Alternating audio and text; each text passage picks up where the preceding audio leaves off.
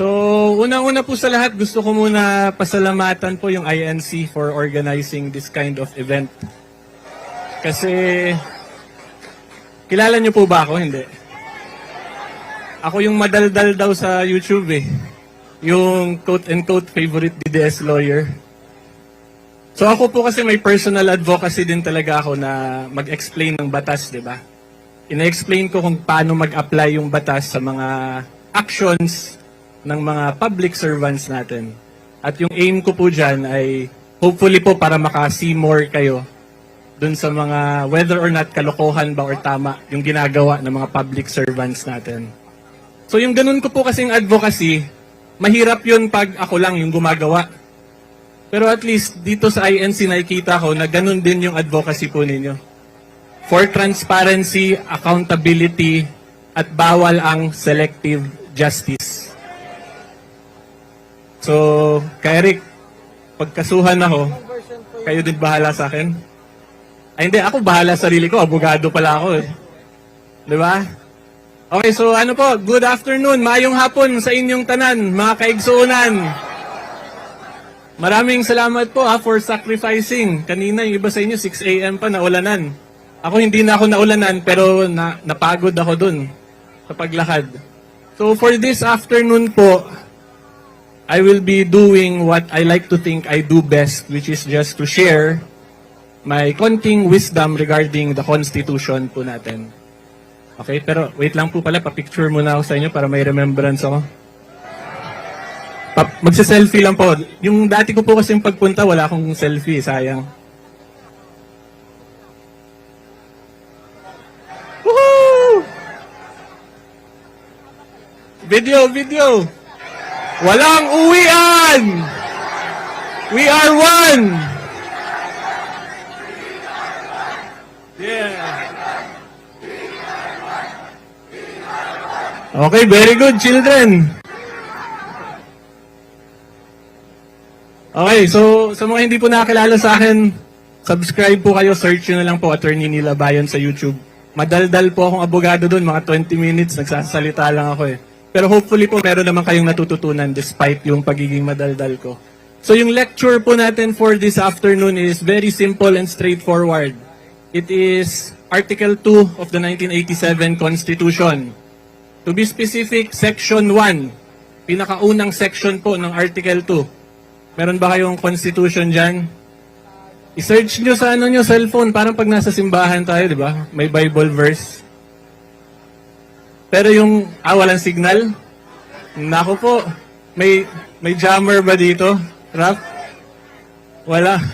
Sige po, Section 1, Article 2 of the 1987 Constitution, ang nakalagay po dyan, the Philippines is a democratic state. Yan yung una muna nating lecture, democratic aspect. Naintindihan niyo po ba yung ibig sabihin ng democratic? Demokrasya. O ano ibig sabihin nun? Yes, sagot ninyo eh. Ha? Malaya? So ibig sabihin po ng democracy talaga, malaya tayo regardless of whether or not we are sa majority, sa minority, sa opposition, pwede tayo magsalita at protected po yung mga karapatan natin. Okay? So yan po yung simplest way to explain what we call political democracy. In a democracy, yung pinaka-basic po dyan, wala pong question tayo dito, majority po yung panalo. So ngayon sa Senate, di ba, majority na sila, may 13. So wala po tayong question dyan. Ibigay na natin yon. Iba na yung Senate President kasi nakuha na po nila yung 13. Tapos yung kabilang side naman po niyan, yung minority, ang goal po ng minority, or dapat po gawin ng majority sa minority, respetuhin yung karapatan po nila. Kahit po konti sila, kahit konti tayo, minority ba tayo? Or opposition? Pero for discussion purposes, sabihin po natin minority tayo ngayong hapon.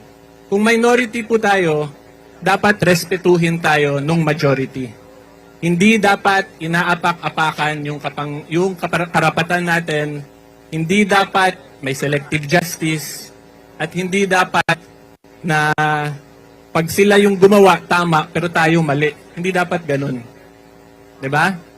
So in simple terms po, yung minority, we should be given the right to fully participate in the democratic process. So ngayon, pag titingnan po natin yung mga senators, ano po yung obvious or napapansin ninyo sa mga senators nating minority? O sige po, open po muna tayo ng payong kasi may blessing from the skies para po hindi kayo magkasakit. Okay, so going back po to the discussion natin, kung titingnan po natin yung Senado ngayon, yung minority, yung opposition, ano po yung common denominator sa kanilang lahat? Puro may kaso. 'Di ba? Halos lahat na lang may kaso. At ngayon nga po, 'di ba, si Senator Marcoleta kakasuhan daw po ng plunder. So yun yung common denominator pag minority. So ano po ba yung possible na pwede nating itawag sa ganyang situation na yung minority lang lahat may kaso, pero yung majority wala? Bendalo? Aside from Bendalo po, we can call that as political persecution. Kasi kung titingnan lang natin, di ba, minority lahat, ubos ng kaso, majority ang babait. Ang galing naman. Mga good boy judeng majority. Motoo mo, good boy majority tanan? O, di ba? So pag ganyan po, na nagkakaroon ng political persecution, pinapatahimik, sinasilence, inaapakan yung minority, ang posible pong consequence kasi niyan, mawawala ngayon yung opposition sa demokrasya, yung minority. So pag nawala po yung opposition sa demokrasya, ano po ang epekto? Hindi na po tayo democratic country niyan. Kasi wala nang nakakapengol sa kanila wala nang nakakasalita. Alam niyo ano po yung mangyayari sa Pilipinas pag walang minority or opposition? We will become an authoritarian government. Naintindihan po ninyo yun? Kung hindi nyo maintindihan, in simple terms, magiging dictatorship po yung Pilipinas pag walang minority, walang opposition. So, pag dictatorship po tayo, papayag po ba kayo nun? Hindi po talaga dapat tayo pumayag kasi that is unconstitutional, illegal po yan. Kasi ang nakalagay po sa Section 1 of Article 2, the Philippines is a democratic state. Hindi po nilagay doon the Philippines is an authoritarian or dictatorship state. Kaya hindi po dapat pinipolitically persecute, inaapakan, sinasilence yung opposition senators, including your beloved Senator, Senator Dante Marcoleta. Hindi po dapat ganun yun. Kung gusto po ng majority matalo yung minority, they should do it in the constitutionally allowed ways, which is via election process. Di ba, panahon po nila PRRD, ano nangyari nung 2019 election, if I'm not mistaken? Di ba yung opposition senator nun, diretso, ano yun, diretso saan sila nga nun? O, diretso Inedoro. Pero dinaan po nung group nila PRRD via the electoral process. Hindi nila kinasuhan ng kinasuhan, hindi po nagkaroon ng political persecution. Parang hindi nyo naman maintindihan ata. Diba? So, yan po yung first aspect ng Republika. And gusto ko po talaga sana ma-instill yun sa inyo kasi yung Constitution natin, yan po yung nagpapatakbo talaga ng Republika ng Pilipinas. That is the very foundation of a country. So kung wala yung Constitution natin, edi yung naghari-harian na lang yung mga tao. Hindi po pwede yun, di ba? Hindi tayo papayag doon. So ngayon, doon po papasok yung second aspect ng form of government ng Republika ng Pilipinas, which is the Philippines is also a Republican government. So ano po ibig sabihin ng Republican? Ibig sabihin po niyan, yung government functions po natin tumatakbo via the leaders na mga pinipili po natin. Okay, via the electoral process. So since tayo po ang pumipili sa kanila, ano yung trabaho natin? Hanggang pili lang ba? Hindi, di ba? Meron din po tayong obligation na i-call out, manindigan, kung hindi na tama yung ginagawa nila. Di ba? Yan yung essence ng Republican government. At yung second sentence po ng Section 1 of Article 2, nakalagay kasi dyan, government authority emanates from the people and all sovereignty resides in us, the taong bayan. Diba? So yung trabaho po natin, after natin sila piliin, bigyan ng chance magsilbi, magserbisyo, pero puro bendalo pala yung trabaho, kailangan natin i-call out sila. Hindi po tayo dapat manahimik. Duty po natin yon as citizens of the Republic of the Philippines. Klaro? Okay. So, ngayon, going back lang po dun sa political persecution angle. Ang masasabi, kaya ako po, isang rason, ito personal opinion ko lang po, personal observation.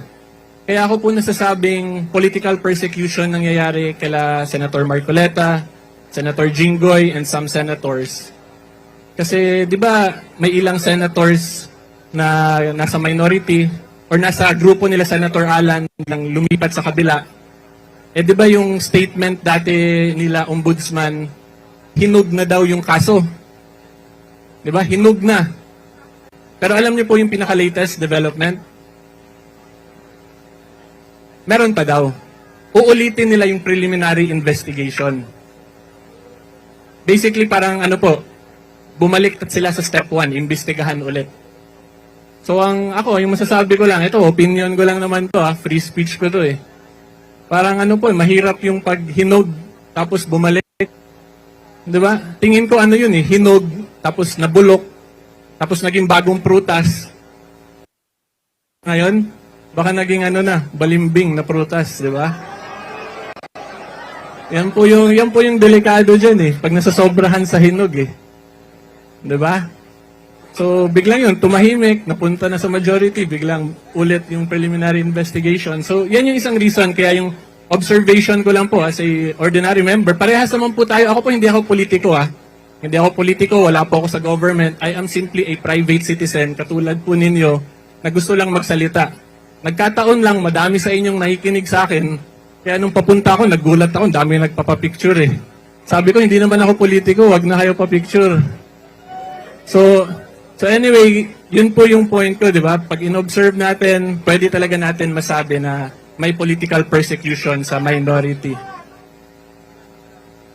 Manong Chabit, good afternoon po. Manong! O, bilisan ko na para si Manong Chabit naman, ha? So, ito, last na lang din pong reminder sa inyong lahat. As long as po nagsasalita tayo, naninindigan tayo tungkol sa mga government actions, mga trabaho po in relation sa trabaho ng public servants natin, huwag po kayo matakot magsalita. Kasi hindi po yan libel, hindi po yan inciting to sedition, kundi ang tawag po dyan, doctrine of fair commentary. Okay? As long as yung kinikriticize po natin yung trabaho nila, actions at yung statements nila. Huwag nyo na po i-criticize yung mga personal nila, kasi pag personal yun, baka ma-libel kayo dun. Hindi naman siguro kayo mga marites, di ba? Wala naman siguro kayong pakialam kung sino yung kabit ni ganyan. Wala tayong pakialam sa ganyan, di ba? Wala na tayong pakialam kung sino yung mga malakas daw mag-tip, yung mga ganun.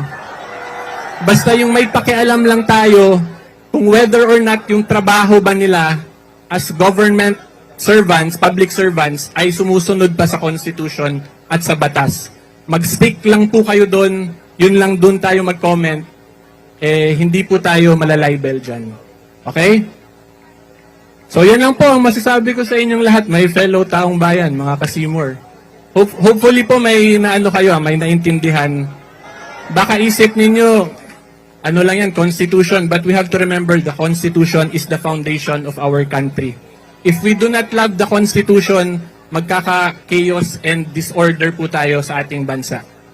Okay, so magandang hapon po sa inyong lahat. God bless po sa ating lahat. God bless the Republic of the Philippines. Mabuhay po ang Republika ng Pilipinas.